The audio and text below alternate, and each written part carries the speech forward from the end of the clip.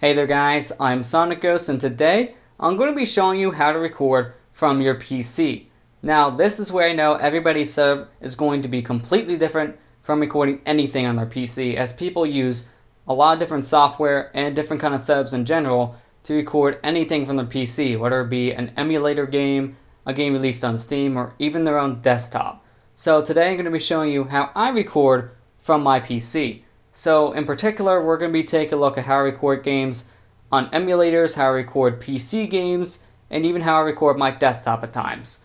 But before we look at all that, I want to go ahead and mention that a few years ago, when I first started to make Let's Play videos, I made a video showing how I used to record from emulators.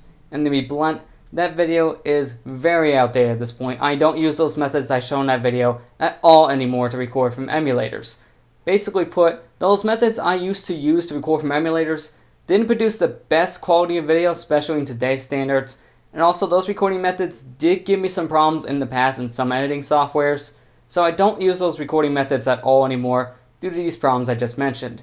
If you want to go ahead and take a look at that video I'm talking about, the link will be down in the description below to my old recording from emulator tutorial video. You should also be seeing that video on screen now, so if you want to go ahead and check out that video to see how I used to record from emulators, link will be down in the description below as always. But with that said, let's go ahead and take a look at how I record from my PC. Okay, now it's time to take a look at how I record games off of my computer. First off, I want to go ahead and take a look at how I record from emulators, as the program I use to record from emulators is different than the one I use to record PC games. So the emulator I'm choosing to use to demonstrate this is Visual Boy Advance. This is a Game Boy Advance emulator. Now I can use other emulators for this method as well. I can go ahead and record NES, Super Nintendo, Genesis emulators, all with the same method as well.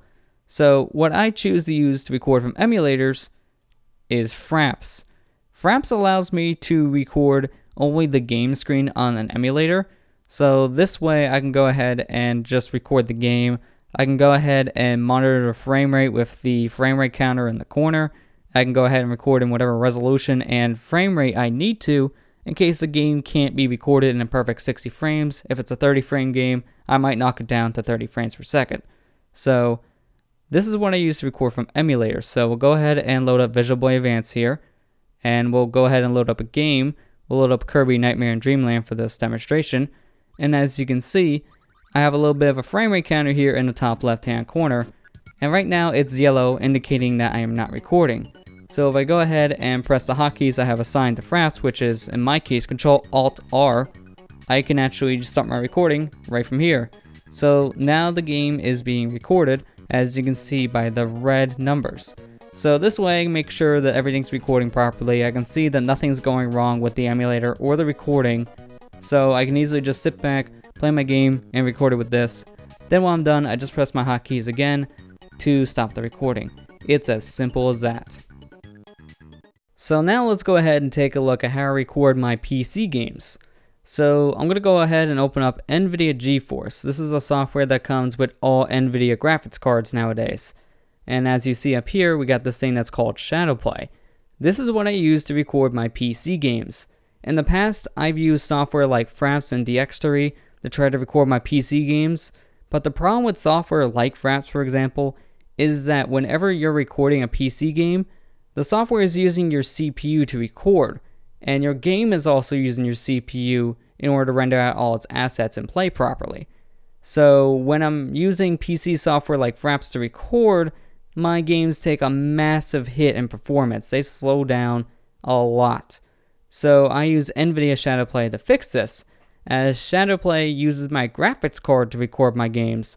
So that way I can go ahead and record my games without any kind of performance issues whatsoever.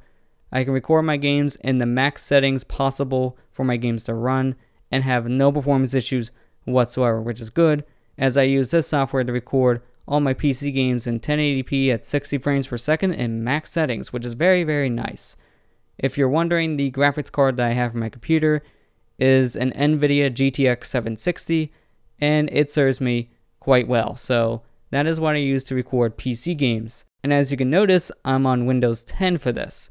I usually use Windows 7 for all my things, for working, gaming, recording stuff, but whenever it comes to recording PC games, I use Windows 10, as in Windows 7, the MP4 codec, which is what NVIDIA Shadowplay records in, it records in MP4 file format. The MP4 file format in Windows 7 has a little bit of an issue where once you get up to 4 gigabytes, your file will start splitting into multiple parts. So I can record a game on the PC for about an hour, and I'll have about 6 videos out of that, because my file keeps on splitting up every 4 gigabytes, which happens around every 10 minutes or so. I don't like that. I'd rather have one consecutive video to work with than multiple parts of a video. That way, things get desynced, and I don't really want to deal with that. One video is just a lot easier to manage. So I use Windows 10, as starting with Windows 8, they fixed this issue. So I use Windows 10 just to make sure I have one consecutive file.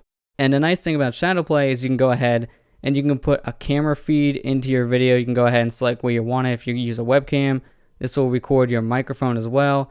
You have the status indicator you can turn on or off, which I leave on to make sure my games are recording. And you can go ahead and turn on an FPS counter for your games. Now, the FPS counter I noticed doesn't work with all my games, but for most of my PC games, this does work with. So let me go ahead and load up Steam here, and we'll use Sonic Generations here as a demonstration. So now that we're in Sonic Generations here, if I go ahead and press Alt F9, as you can see, now we have this little status indicator in the bottom right hand corner of the screen.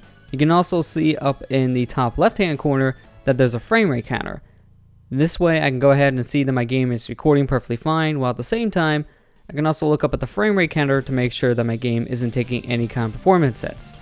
So using NVIDIA Shadowplay like this is really useful. I still get a lot of the same benefits that I can from Fraps, for example, but I can also make sure that my games record in full 1080p 60 frame per second quality without having my games slow down massively like I was using Fraps.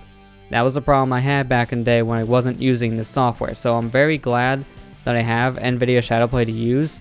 Alternatively, if I couldn't use this software, I would go ahead and use my capture device by just hooking up my computer's HDMI cable right into the HDMI import on my Live Gamer Portable. This will allow me to record from my PC without any kind of performance issues whatsoever, as my capture device is a device that's doing most of the hard work and my CPU does not take a hit whatsoever. I don't want my CPU taking any kind of performance hits while recording, as if that happens, that is when my games don't record proper. So this is how I record my PC games. It's as simple as that, and I have no real problems using this setup. So this is how I record pretty much all my PC games, all my emulated games. So it's pretty simple. It's just a couple clicks away before I just go ahead and sit down and start recording my games. And there you have it. That is how I record from my PC. Now I know that everybody's setup will be different, and everyone will have different kind of hardware that they use, and they may not have access to some of the software I did show in this video. So everyone's setup will be different for this, which is why I'm always saying that this is how I record from PC games. So my setup may differ from yours entirely. You might not even use any of the software I talked about in this video.